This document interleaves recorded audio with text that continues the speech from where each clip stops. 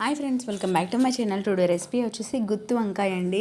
నేనైతే ఇలా కట్ చేసుకొని పెట్టుకున్నాను. పురుగులు ఉన్నాయో లేదో చూసుకోండి, ఒకసారి చెక్ చేయండి. సాల్ట్ వాటర్లో అయితే మనము వంకాయల్ని చక్కగా కట్ చేసి పెట్టేసుకోవాలన్నమాట. లేత వంకాయలు అయితే చాలా టేస్ట్ ఉంటాయండి. చిన్న వంకాయలు, లేత వంకాయలు చక్కగా మీరు సెలెక్ట్ చేసుకొని పెట్టుకోండి. నేను చాలా వరకు మిగిలినవన్నీ నేను ఫ్రై చేసేసానండి. లాస్ట్ ఒక వాయ మాత్రమే మీకు చూపిస్తున్నాను అనమాట. అంటే ఇవే అని అనుకోవద్దు, ఇంకా ఉన్నాయన్నమాట. సో లాస్ట్ మాట ఇవి అయితే నేను ఆయిల్లో ఇలాగా ఫ్రై చేస్తున్నానండి. హై ఫ్లేమ్లో పెట్టి ఫ్రై చేయాలి. అండ్ ఇందులో ఫ్రై చేసినప్పుడు కొంచెం సాల్ట్ కూడా వేసుకోవాలండి. సాల్ట్ వేసి ఫ్రై చేస్తే మనకి వంకాయలు ఫ్రై అయ్యేటప్పుడు చప్పగా ఉండకుండా కొంచెం ఉప్పుగా, అంటే రుచిగా ఉంటాయి అన్నమాట.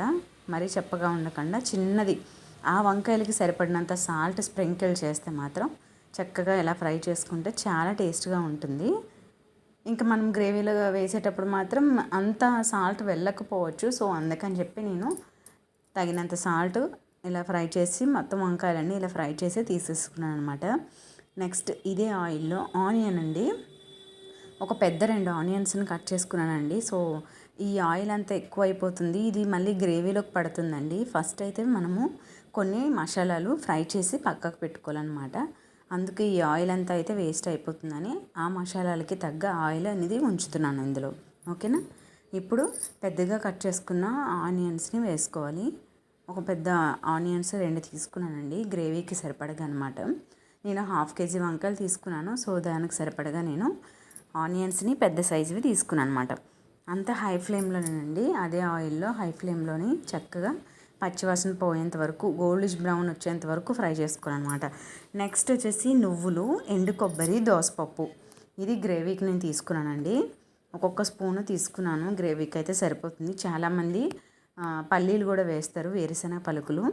సో నేను అది వేయట్లేదు, ఇవి సరిపోతాయని చెప్పి ఇంకా పలుకులు వేయలేదన్నమాట. ఇంకా ఇందులోనే జీడిపప్పు కూడా వేసుకోవచ్చు. నేను ఆ 2 స్కిప్ చేసి ఈ 3 వేసాను, ఎండు కొబ్బరి ఇంకా దోసపప్పు, నువ్వులు. ఓకేనా, చాలా టేస్ట్ ఉంటుంది. ఇందులోనే టమాటోస్ కూడా ఒక 2 పెద్ద టమాటోస్ని అయితే కట్ చేసి వేసేసుకోవాలన్నమాట. సో చూసారు కదండి, చాలా ఈజీ ప్రాసెసే, కంగారు పడాల్సిన పనే లేదు, కానీ చాలా టేస్టీగా ఉంటుందండి. ఓకేనా. ముందుగా ఇంగ్రీడియంట్స్ ఏం చూపించలేదని మీరు కంగారు పడద్దు. ఫుల్ లెంత్ వీడియో మొత్తం చూసేసిన తర్వాత అప్పుడు మీరు ఒకసారి ట్రై చేయండి. కావాలంటే ఇంగ్రీడియంట్స్ని నోట్ చేసుకొని ట్రై చేయండి.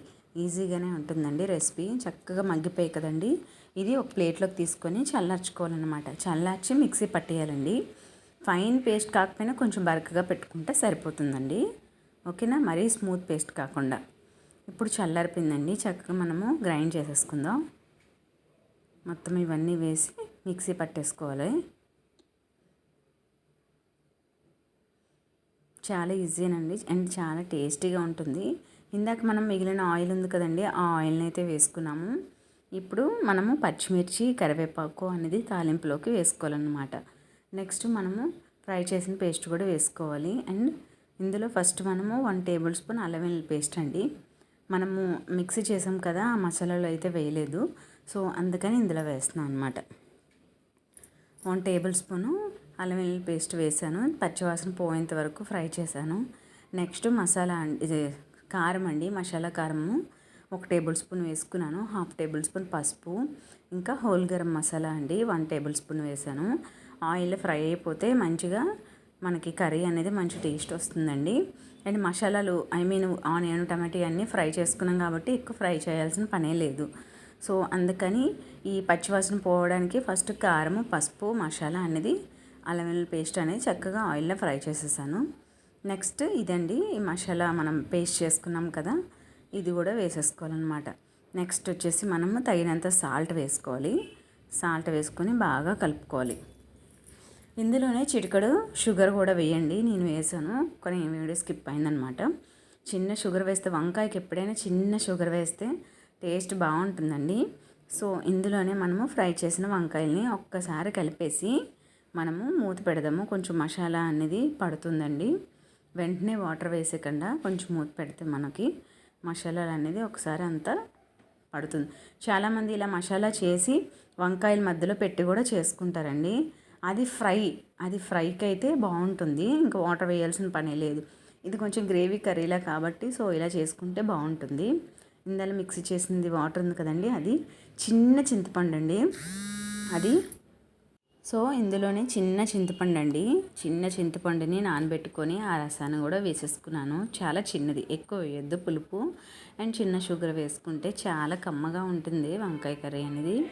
సో ఇంత గ్రేవీ ఉందంటే అనేసి అనుకోకండి, ఇది కొంచెం వంకాయలు మసాలా అదంతా ఉడకాలి కదా, సో అందుకని చెప్పి నేను వాటర్ వేసాను అనమాట.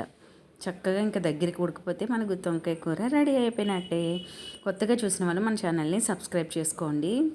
ఓకేనా? Thank you for watching. Bye bye. ఇంకా సర్వింగ్ బౌల్లోకి సర్వ్ చేసేసుకుంటే వంకాయ కర్రీ రెడీ అయిపోయినట్టే. ఈ వీడియో కనుక మీకు నచ్చినట్లయితే లైక్ చేయండి, షేర్ చేయండి, సబ్స్క్రైబ్ చేయడం మాత్రం మర్చిపోవద్దు. Thank you for watching. చూడండి ఆయిల్ అంతా పైకి తేలి ఎంత చక్కగా ఉడికిపోయిందో. Okay, bye bye.